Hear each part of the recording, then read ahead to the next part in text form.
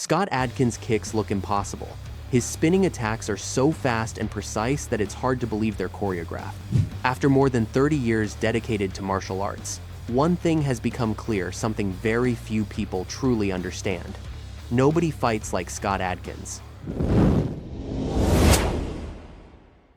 From the age of 13, he trained obsessively in Taekwondo, Judo, kickboxing, capoeira, Krav Maga, and Wushu.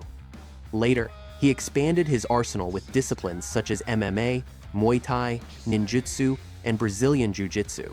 He was not collecting belts, he was learning to understand combat from every possible angle. What made Adkins different was not the number of martial arts on his resume, it was what he had done with them. Technically, martial arts is the art of war. It's basically the art of kicking the crap out of someone. Sorry. He became a certified kickboxing instructor through the Professional Kickboxing Association in the United Kingdom. He had taught and trained long enough to know exactly why a strike misses and what it takes for a blow to look and feel truly devastating on camera. He wanted to capture the spectacle of Hong Kong action cinema while delivering strikes with such realism, power, and physicality that the audience could feel every impact in their own bodies. From his earliest action films, Scott insisted on performing every technique through its full range of motion, instead of shortening it to make the camera's job easier. While many actors threw kicks only halfway and relied on camera angles to sell the illusion, Adkins preferred to extend every movement to its absolute finish, even if it meant repeating the scene over and over again. The result was unmistakable. His strikes carried a level of speed and range that was rarely seen on film. That quickly caught the attention of stunt performers. Not because Scott was reckless, but because he forced everyone around him to match the same level of precision and speed that he brought to the set.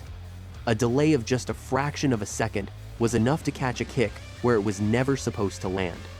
And when someone can spin more than 360 degrees in the air before delivering a technique, the margin for error practically disappears. And you could feel it on set. When Adkins accelerated, the stunt team quickly realized that this was no ordinary choreography. It was real technique executed at real speed. In 2006, Scott Adkins almost lost the role that would change his life forever. Director Isaac Florentine had to fight with the producers just to cast him as Yuri Boyka in Undisputed 2. They argued that Adkins was too handsome, too short, not intimidating enough. Florentine refused to back down. Adkins grew a beard, wore elevator shoes to appear taller, and stepped in front of the camera. Nobody ever doubted him again. Boyka became one of the most iconic characters in the history of independent action cinema. The line that defined the character, his ambition to become the most complete fighter in the world, "I'm the most complete fighter in the world," resonated with fans across the globe. And what made that line believable was that when Adkins said it, audiences believed him, because his movements backed it up. You know, he's a religious guy, but he's got this fury within him, this darkness inside of him, which probably he can tap into that as a fighter. And that's one of the reasons why he's, you know, one of the best fighters on the planet, because he's got this thing within him that's quite dark, and he can channel that in the ring. But I think in his personal life, this is something that has brought him no end of trouble. You know, this is the reason why he's in prison in Undisputed 2. And in this film, he goes to church, he donates a lot of his money to the church. He's doing everything that he can to become a better person in the eyes of God. He's basically trying to save himself so that he has a place in heaven. But also, he harbors this dream of being the world's most complete fighter, that he wants to be a champion. So when that opportunity comes, and he believes that this is a gift from God, he has a chance to prove to the world that he can be a champion. And he harnesses this darkness within him.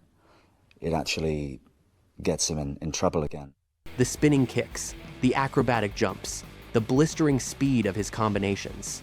Techniques that require years of specialized training, executed with a level of fluidity that made it seem as though Adkins' body simply had no physical limits. And the stunt performers who worked with him experienced that firsthand, because whatever Adkins demanded on camera, he demanded during rehearsals, and during every retake, and on the next take. There is a reason Scott Adkins' fight scenes feel different, even when he shares the screen with other elite martial artists. It is not just the kicks or the spins. It is because very few actors can maintain the same level of speed throughout an entire fight choreography. In action films, fight scenes are not shot from beginning to end. A single exchange lasting just 5 seconds may be repeated 10, 20, or even 30 times from different camera angles. That means those few seconds can require hundreds of movements to be performed exactly the same way every single time. Most actors begin to lose speed as the hours go by.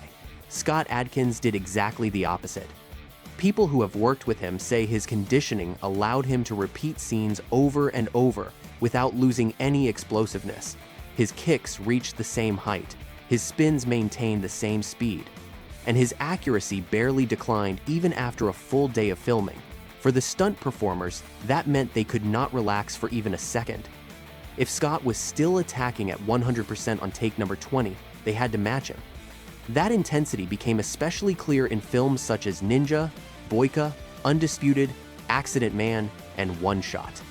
In all of them, he shares the screen with world-class stunt performers and highly skilled martial artists, many of whom had years of experience performing choreographed fight scenes. Yet Scott rarely slowed down to make their job easier. If anything, everyone else had to adjust to his pace. And that is no accident. Before becoming an actor, Adkins spent years developing his physical conditioning.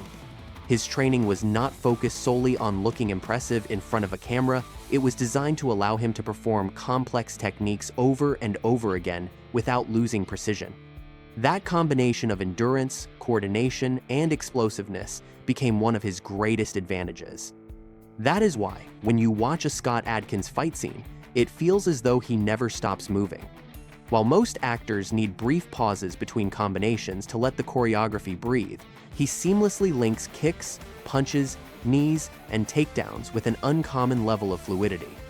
It is a pace that demands far more from everyone standing across from him. And while that physical ability explains part of the phenomenon, it still does not answer the most important question.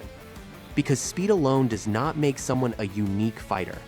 What truly sets Scott Adkins apart is the way he blends completely different martial arts into a style that nobody else has ever been able to replicate. If you ask 10 people what Scott Adkins' fighting style is, you will probably get 10 different answers. Some will say Taekwondo, others will point to kickboxing. Some will recognize movements from Wushu, Judo, or even Brazilian Jiu-Jitsu, and the interesting part is that they would all be partly right. But there is something many people do not realize. When Adkins arrived on a film set, he did not arrive as just another actor. He arrived as someone who had studied, analyzed, and dissected every aspect of cinematic combat from virtually every angle imaginable. That versatility became immortalized in one character, Yuri Boyka. Boyka was not a karate fighter. He was not a kickboxer. He was not a Taekwondo specialist. He was a fusion of everything. His spinning kicks, impossible jumps, devastating knee strikes, and explosive takedowns seemed to rewrite the rules of modern action cinema. Isaac Florentine, the director who helped launch his career, once said of him, "Scott should have been James Bond. He should have been Batman." Because audiences are watching someone who can not only act, but who moves like nobody else without stunt doubles or stand-ins. No stunt doubles. That one sentence says it all. And the stunt performers who worked alongside him knew it better than anyone. Thank you for watching this video. If you enjoyed it, we have another one waiting for you right here.